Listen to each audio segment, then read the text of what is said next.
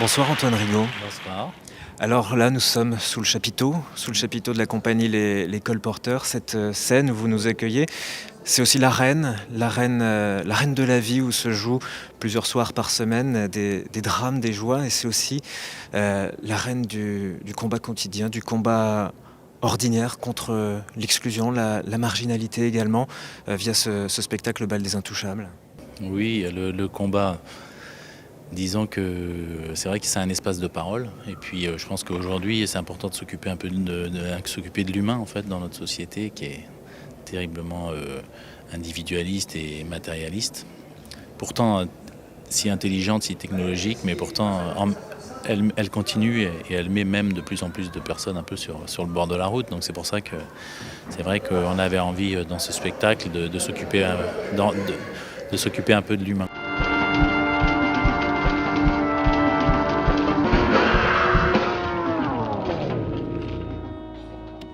À ce moment de cet accident, qu'est-ce que vous vous êtes dit?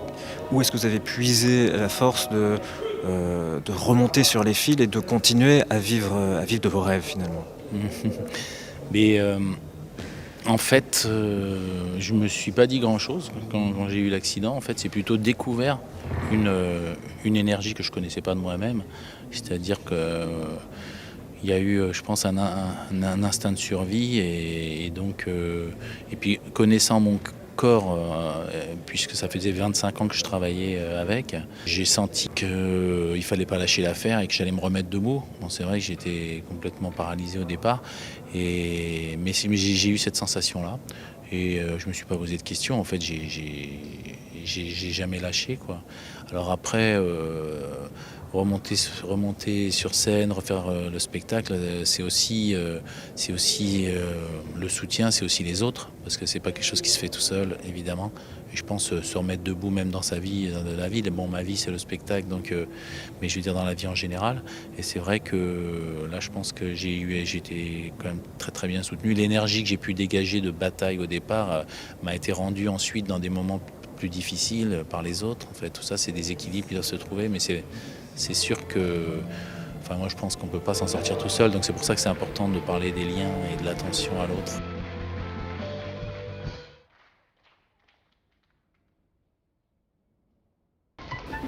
Il y a une autre scène qui est incroyable dans le Bal des Intouchables, c'est la première. Ces corps qui sortent de sacs poubelles, on voit une société comme ça qui naît sous nos yeux. Un individu est exclu du groupe, il ne marche pas comme les autres, on lui marche dessus d'ailleurs, il est bousculé. Quel est le symbole? Est-ce que c'est pas la société elle-même qui est handicapée?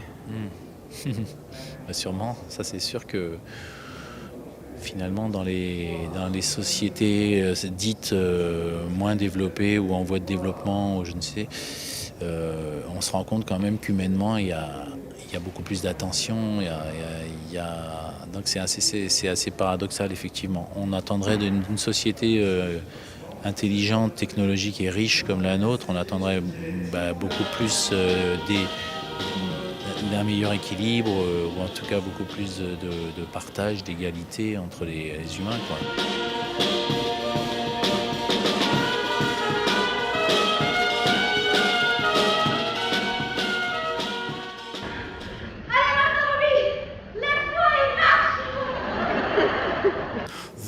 Vous êtes confronté aujourd'hui, tous les soirs, lors des représentations, à votre image, à votre reflet. Est-ce que c'est délicat de passer comme ça d'une situation à une autre? Non, non. Non, c'était pas. Non, non. C'est justement intéressant de le voir parce que du coup, on se repose des questions, on cherche, on modifie. Parce que l'idée, c'est pas raconter mon histoire, c'est justement à travers ces propos essayer d'ouvrir, de rendre plus universelle toute la thématique en fait. Donc parce que, et c'est vrai que bon. Voilà, il y a des choses qui nous passent à travers la tête dans quelques fractions de secondes quand on est dans des situations comme ça extrêmes. Et c'est vrai de les partager, c'est important. C'est vrai que le clown, pour ça, c'est un bon passeur, parce que le clown, il est naïf, il est enfantin, il est spontané, il découvre un fauteuil, il se l'approprie, il n'a pas de préjugés. Enfin, il y a comme ça une facilité, et en même temps, et finalement, quand même, l'histoire existe, et l'histoire se raconte. Voilà, sauf que lui, il a cette distance naturelle, en fait, qui permet de ne pas rentrer dans le pathos, quoi.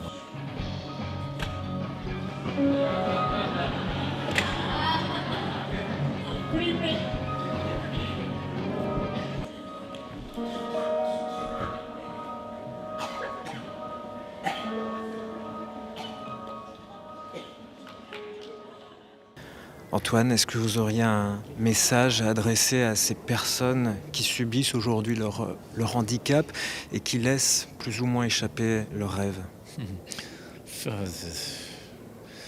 Je pense qu'il faut savoir s'écouter. Je pense que de toute façon, dans des moments extrêmes, il y a une partie de soi-même qu'on ne connaît pas et qui apparaît, qui est là. Donc il faut savoir l'entendre, il faut savoir la sentir et puis après la laisser éclore.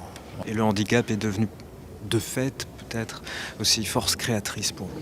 Force créatrice, c'est-à-dire que quand il n'y a pas le choix, il faut continuer. Il faut continuer avec la situation, il ne faut pas lâcher. Donc après, comment comprendre et comment retourner les choses, comment les utiliser ou ne pas les utiliser, mais vivre avec, quoi. Je veux dire, même si quelque part ça restera inacceptable. Qui me dit que peut-être que oui, finalement, ça va finir par devenir par moments positif cette histoire-là. Donc c'est quand même incroyable, mais j'ai pas encore tout cerné. Voilà, donc il faut être à l'écoute de tout ça. Je me suis trouvé des énergies que je connaissais pas en fait de moi-même. Et donc voilà, donc il y a beaucoup de choses à découvrir, donc il faut garder confiance. Merci Antoine Rigaud. De rien, merci à vous. Merci beaucoup.